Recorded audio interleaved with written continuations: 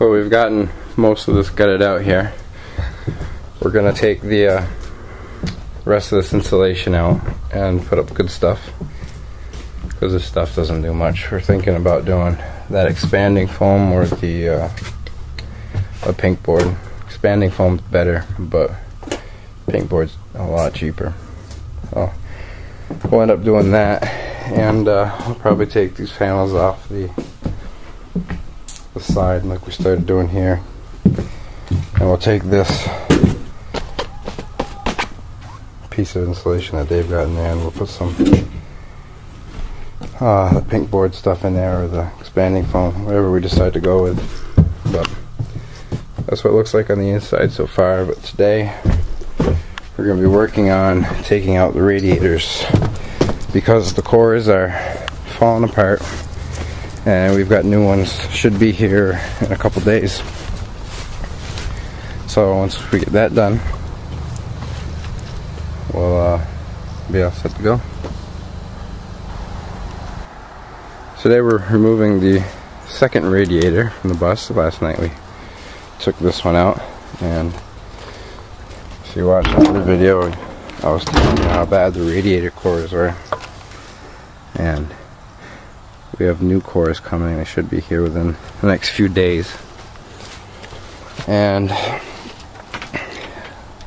it was kind of a pain getting it out of here, but once you figured out what you had to do, it wasn't too bad. And of course I'd done it on the MC5, so I kind of had an idea of what I was doing. But the way to do this is, obviously, you take your hoses off, the top and the bottom, and get to the bottom one in here, and there are two mounts at the bottom of the tank that come in right here and here, and they come up through the floor. Well, this isn't really the floor, but you know what I'm saying.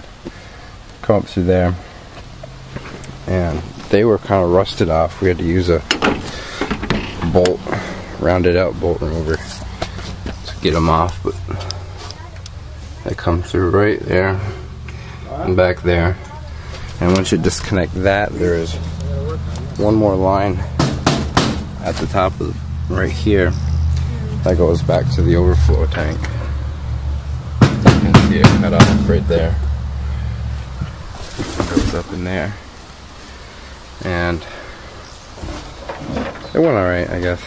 They're pretty heavy, but now we're working on getting this second one out. First we gotta get this grate removed.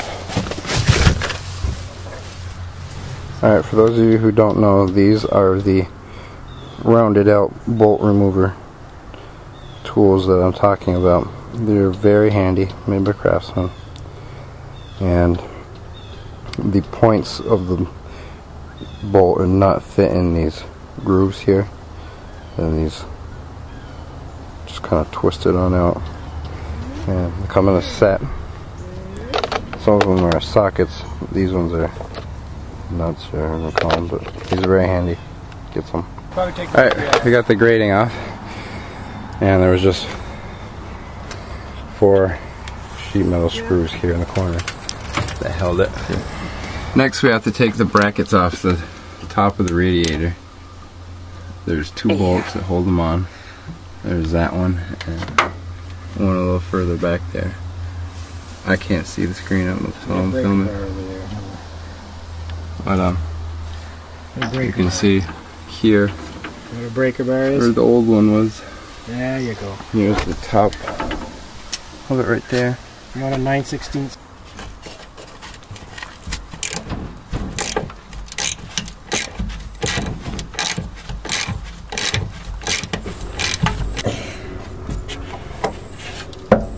Where's the engine?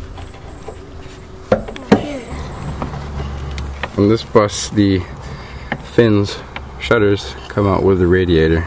Yeah. So you have to make sure you remember to undo this pneumatic ram line here, because that's connected up to the body of the bus.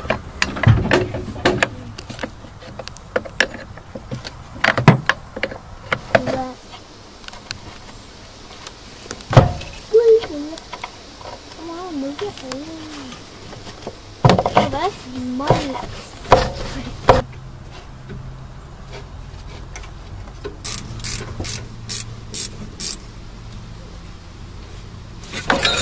Next, we have to try to get this return line off, which might be very difficult.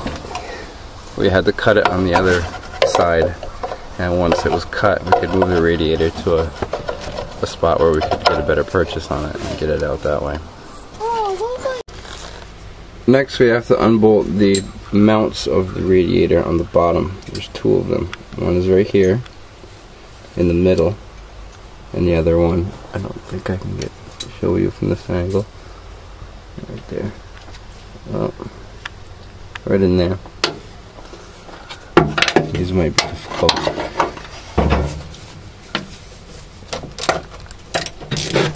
And when these bolts loosen up, they will not come out like this one isn't right now. They just stay in place, and they're captured by the plate that they're mounted in above it. So this bolt should not come out, but it should turn freely like this one. We just got the last bottom radiator mount unscrewed, and here you can see the top of the rubber mount with the bolt coming up. I'll just wiggle the radiator so you can see it. Yeah. It's free in there. See how that's free? Not really, it's too dark in there. But it's free. So now, oops. What do we do now? What are we going to take out now? Hose clamp for the... the top hose clamp. Okay. And back here, you can, yep, you can see it. Right there is a hose clamp for the radiator hose, you know. But we're going to have to lift the radiator up a little bit to get to it. And then after that, the radiator is free to come out of the bus.